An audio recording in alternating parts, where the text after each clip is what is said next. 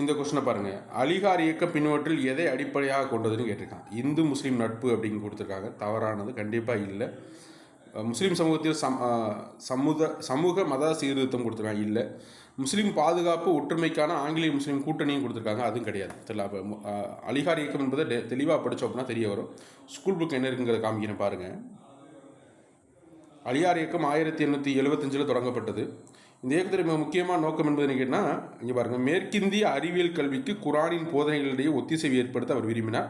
அவருடைய முற்போக்கான சமூக கருத்துக்கள் அவருடைய பத்திரிகையான தத்கிப் ஒல் அக்லுக் அப்படிங்கிற பழக்க வழக்கங்களும் ஒழுக்க நெறிகளையும் கொண்டதாக இங்கே போட்டிருக்காங்க. நோக்கம் என்பது கொடுத்துருக்காங்க, தெளிவாக கொடுத்துருக்காங்க. முஸ்லீம்களின் இஸ்லாமியில் கொண்டிருக்கும் பற்றினை பலவீனப்படுத்தாமல் நவீன கொள்கையை பரப்புதல், பரதாமுறை பலதாரமுறை மறுமணம் போன்றவற்றை என்ன செய்வது, சீர்திருத்துவது தான் கொள்கையாக இருக்குது. இதுதான் கொள்கைன்னு சொல்லப்படும். அப்போ அது எதுவுமே எனக்கு கிடையாது, ஆன்சர் கிடையாது.